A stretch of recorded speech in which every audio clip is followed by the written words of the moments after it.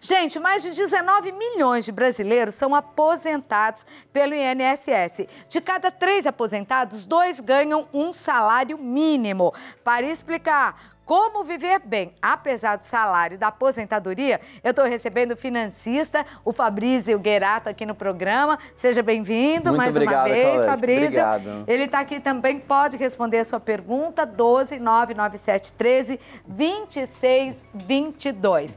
Agora, a informação é alarmante, né? Porque é mínimo mesmo. Sim. Você acha que dá para viver com o salário da aposentadoria ou não? Na verdade, assim, dá para viver, a gente se adequa, né? Seja um salário mínimo, 2, 3, a gente se adequa. Agora, você fala assim, dá para viver com qualidade de vida? Aí já é uma outra situação muito diferente. Hoje, você que é financista no Brasil, para viver com qualidade de vida, então, viver melhor, viver bem, né? E suprir os gastos necessários para uma vida boa, não estou dizendo uma super vida, né? De regalia. Viver bem, de quanto deveria ser o salário mínimo? Bom, a gente pode tirar por gasto básico um plano de saúde por um aposentado, né? Quanto mais velho você vai ficando, mais caro é um plano de saúde. É verdade. E ninguém quer cair no SUS, porque infelizmente a gente sabe a situação do SUS, qual que é o sistema público de saúde. Então, num plano de saúde básico, simples, sem luxo, você vai pagar em torno de R$1.000. No mínimo. No mínimo, né? Aí é infinito o que você pode, depende do hospital. Eu estou dizendo com hospitais simples, um plano focado básico, né? Enfermaria, né? Porque tem quarto, a enfermaria, você vai pagar em torno de R$1.000. Eu sei porque meu pai tem, né? Então, é isso. Então, por aí você já pode ter uma base de quanto você precisa para viver, se só para o plano de saúde, sem contar remédios, são R$1.000. E se você levar em conta que um antibiótico, às vezes você paga mais de R$300? Sim, com certeza. E quanto mais velho você fica, mais remédio você toma, Aí você pode ter remédio para hipertensão, que são remédios eternos, né? Se você é cardíaco também é um remédio, enfim, são remédios que todos os meses, não é por um problema pontual, todos os meses você vai ter que... E tem um outro problema, o gasto com a saúde, a inflação, né? O quanto sobe o custo de saúde, é muito maior do que a inflação medida pelo governo, que é o IPCA, né? Então, o gasto com saúde é sempre o que mais sobe, é no mínimo 10% todo ano. Então, amigo, viu que a tua responsabilidade aumentou muitíssimo aqui no programa. Você mesmo está dizendo. Eu quero que você explique. Vá até lá e mostre o que você preparou para o nosso público, o que fazer com o salário mínimo. Excelente. De aposentado, né? Com certeza. Vamos lá. Bom, poupar dinheiro, o indivíduo deve verificar despesas fixas e despesas supérfluas, com certeza. O que é a despesa fixa? É aquela que você não tem muito como fugir. Por exemplo, você mora em um condomínio. Você vai ter que pagar o condomínio, não tem jeito. Um plano de saúde é uma despesa fixa. Porém, existem várias despesas supérfluas, seja uma viagem, seja uma compra de eletrodoméstico, enfim. Então, você precisa entender qual é sua situação financeira, né? Despesa versus receita. A matemática é muito simples, é muito clara. Então, a primeira coisa que você precisa fazer na sua vida financeira é se enxergar financeiramente. Quanto eu tenho de receita, quanto eu ganho por mês, 1.000, 2, 3, 5, quanto eu tenho de despesa fixa e qual que é a margem que eu tenho para gastar o resto, o supérfluo, vamos dizer assim. Meu Deus do céu, você já descobriu ali que na fixa já era, o salário já foi? Não tem milagre, você vai ter que cortar também, ver o que você pode fazer de despesa fixa. Vou citar um exemplo claro. O brasileiro, outro dia a gente estava até entrevistando o Boris Casoy, né, que investe muito em imóveis. E ele falou, ele que investe em imóveis, é uma loucura a pessoa trabalhar a vida inteira para ter um imóvel. Aí chega com 60 anos, o que você tem na vida? Um imóvel. E às vezes não tem nenhum. E às vezes não tem nenhum. Então, às vezes, do ponto de vista financeiro, às vezes compensa você vender este imóvel, aplicar este dinheiro corretamente e com disciplina. Não adianta você vender o imóvel, morar de aluguel e gastar todo o dinheiro. Mas, às vezes, muitas vezes, essa operação financeira é muito melhor do que você ter um imóvel próprio e estar extremamente endividado. Tá certo. E então, viver imóvel, apertado, viver mal, né? Exatamente. O imóvel é o último dos investimentos que você tem que ter na vida, por incrível que pareça. É mesmo, olha. Com certeza. E às vezes a pessoa vive enforcada, com problema, vive mal, não come nem direito, não passeia, não faz nada, porque tem ainda aquela mentalidade de que ter um teto, ter a casa própria é o mais importante. Vamos para a segunda, então. Vamos ver mais uma dica aí do Fabrício. Vamos lá. Será que posso ter um cartão, né? O famoso cartão de crédito. Eu não deveria.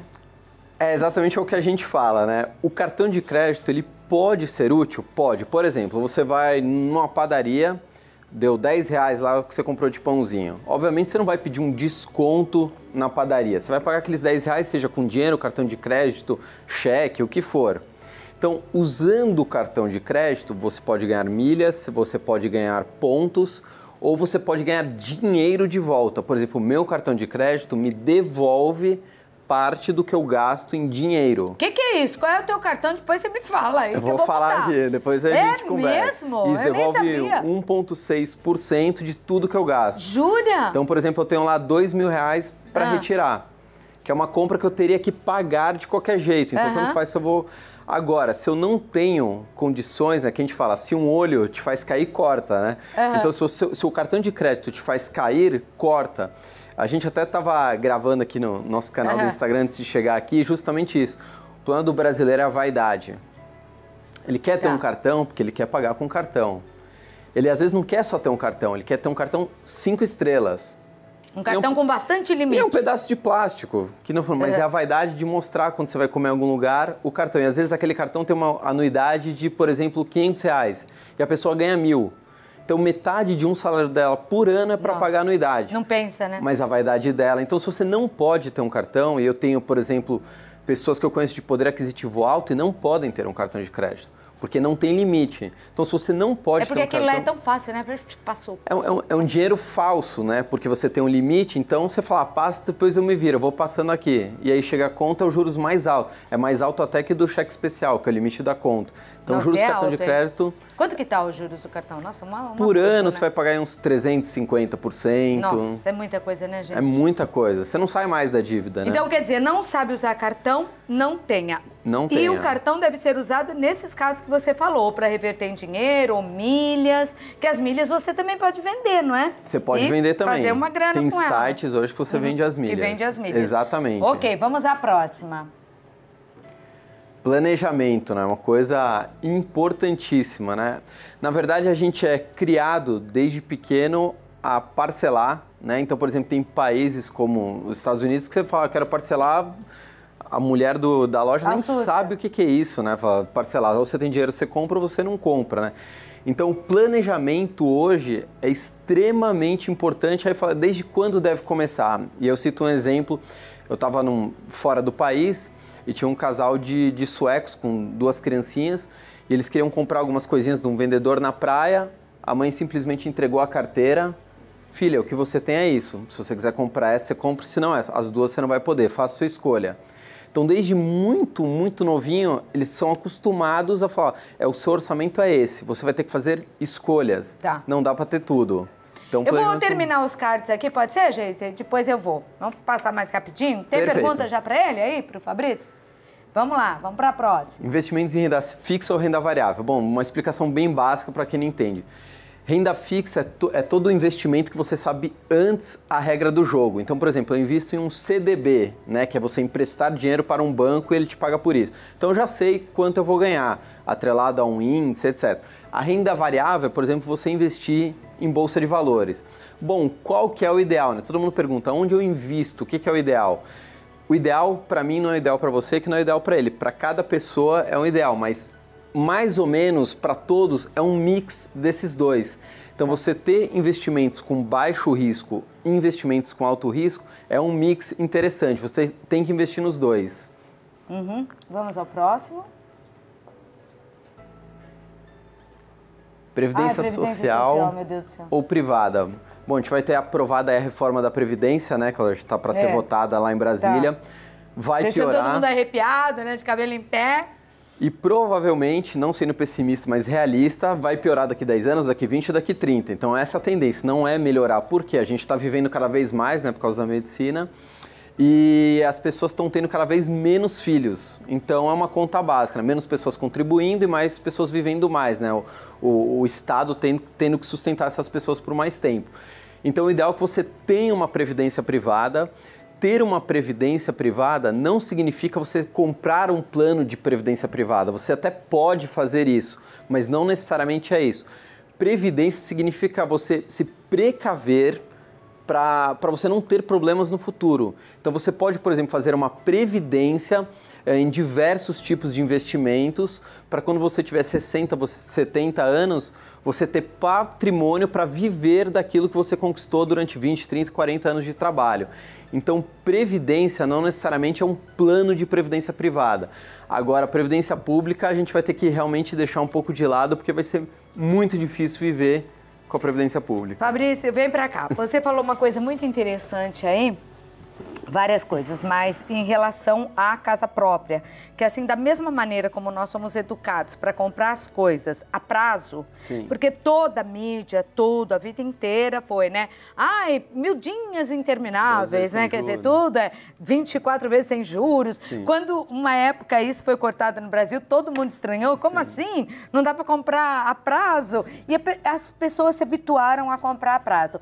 Da mesma forma, o carro, você falou sobre o cartão, a vaidade do cartão. E o carro, nos dias de hoje, eu gostaria de saber, porque você tem que pagar IPVA, você cada vez mais é multada. Numa cidade como São Paulo é quase impossível, Sim. na verdade, não ser multado, receber uma, duas, às vezes mais multas por mês, é quase impossível. Os estacionamentos estão cada vez mais caros, o combustível aumentou muitíssimo e, além de tudo, numa cidade como a nossa, acho que em várias grandes cidades brasileiras, o corredor de ônibus deixou os carros num trânsito danado. Amassou, né? Será que vale a pena ter um carro? Vamos falar sobre esses bens na volta, então? Com pra certeza saber? absoluta. Eu vou lá e já volto, então, pra gente Tá bom. continuar no papo. Se você tiver alguma dúvida, 12997 13 26 22. O que é melhor fazer? Sobrou um dinheirinho? Tá faltando? Empréstimo? Pode perguntar que a gente responde. Agora o Fabrício vai me dizer, então, e em relação ao automóvel? Que gasta também muito, né? Na verdade, assim, o automóvel jamais é um investimento, né? O automóvel é um gasto e algumas pessoas querem ter o conforto, enfim, e acabam optando por tê-lo. Mas do ponto de vista financeiro, nunca é um investimento. Então, vamos supor um carro de um valor bem baixo, 10 mil reais. Qual a conta que você tem que fazer, né? 10 mil, bom, esses 10 mil poderiam estar investidos e rendendo. Já não estão porque você comprou um carro. Então, essa é a primeira coisa. Aí você vai ter que pagar IPVA, ideal que se tenha um seguro, manutenção, fora a desvalorização do carro, que gira em média de 15% ao ano. Mas então, quem está apertado, talvez fosse uma saída também. com certeza absoluta. A gente tem que, não adianta, o brasileiro precisa aprender a viver na situação que pode. Se você ganha 100 mil, pode viver numa situação de 100 mil, você vai viver. Se você ganha 1.000, você vai ter que viver numa situação de 1.000. A gente precisa parar de querer mostrar para os outros o que a gente tem, né? Ter o carro novo para mostrar para o vizinho. Ou gastar uma grana no importado só para dizer que tem um carro celular, né? Eu vejo direto, sabe? Às vezes estou andando de metrô, dá para ver que é uma pessoa mais simples ali e tem um telefone de 4, 5 mil reais. Para que aquela pessoa precisa de um telefone de 4, 5 mil reais? Não tem utilidade, né? Eu, por exemplo, trabalho com o telefone, para mim tem uma utilidade.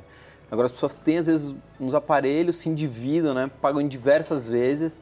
Só para ter aquele aparelho? Só para ter, para mostrar para os outros. Porque para ela mesma, se ela morasse num lugar onde ninguém a visse, provavelmente ela não teria aquele aparelho.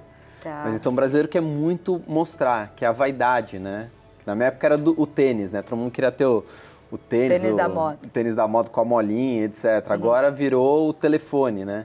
Então, mas essas vaidades vão consumindo. E às vezes a pessoa é pobre, nem pode ter, assim, porque vive com dificuldade. Com certeza. Mas compra, se endivida e compra. Tem uma pergunta para você, vamos colocar aí na tela para ver qual é a dúvida dessa telespectadora. É a Fátima. Seja bem-vinda, viu, Fátima? Boa tarde, excelente pauta. Obrigada, Fátima. Gostaria de saber se é possível e vantajoso pagar contas de concessionárias, luz, gás, telefone, no cartão de crédito. A Fátima é do Rio de Janeiro. Na verdade, algumas concessionárias dão essa possibilidade. O problema é que, assim, sempre vai vir um juros embutido. O cartão de crédito sempre tem um desconto, né? Então, por exemplo, quando você faz uma compra, seja numa loja, em qualquer lugar, existe um desconto. Então, às vezes, você vai acabar pagando a mais, pagando no cartão de crédito, vai ter aqueles juros embutidos do que pagando à vista em dinheiro. Então, o hábito que a gente tem que ter chegou a conta, pague à vista, você já tem um dinheiro reservado para aquilo. Geralmente a conta de luz, a conta de água, ela não varia muito de mês a mês, né? Você já tem mais ou menos uma previsão entre 80 e 100 reais.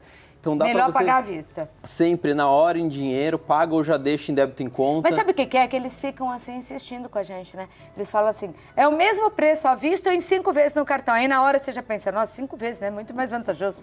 Mas vantajoso matematicamente não é, né? Não é. Porque você tá só errado, né? tá totalmente errado. Você uma hora vai se enrolando tanto, porque tem tanto parcelado que você não sabe mais quanto você tem. Então chega o salário do mês que vem, você não sabe quanto está comprometido da renda. Então sempre pagar à vista. A gente tem uma frase que a gente usa que é muito, vamos dizer, muito impactante.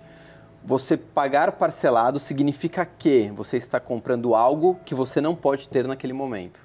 Isso significa comprar parcelado. Você não pode ter aquele bem naquele momento. Então, junte o dinheiro e pague à vista. Sempre. Nossa, se eu conviver com ele, uma semana eu vou melhorar pra caramba. Eu tô chegando nessa conclusão, viu? Excelente. É uma forma legal de fazer a gente pensar. Eu tenho certeza que ajudou muito aí o nosso público também, viu? Perfeito, eu que agradeço. Volte então, Fabrício. Com certeza Tô absoluta. esperando. Você já conhecia Aparecida, não? Já conhecia, já tinha visitado. Então que bom que voltou. Venha mesmo. E me passa aí os endereços todos. Como é que eu te acho nesse canal no YouTube? Como é que eu consigo assinar lá para ficar sabendo das novidades? Perfeito, a gente dá educação financeira gratuita, né? Então é 1 bilhão, né? Número 1 bilhão, não é milhão. 1 bilhão educação financeira. Instagram, Facebook, YouTube. Tudo é isso. 1 bilhão. 1 bilhão educação financeira. E ainda fica na tua cabeça 1 bilhão, 1 bilhão, 1 bilhão para ver se ele vem, né? Chama, coisa boa. É lógico. Se fica pensando em tristeza, só vem tristeza, Exatamente. Né? Em pobreza, só vem pobreza. Então vamos pensar 1 bilhão, 1 bilhão, 1 bilhão para ver se ele vem. Obrigada, certeza. meu querido. Eu que agradeço. Muito obrigada. Pode ficar aí, a produção já fala contigo. Dá um beijo aqui para mim. Obrigado, viu? Eu falei com o Fabrício Guerato, que é financista, né?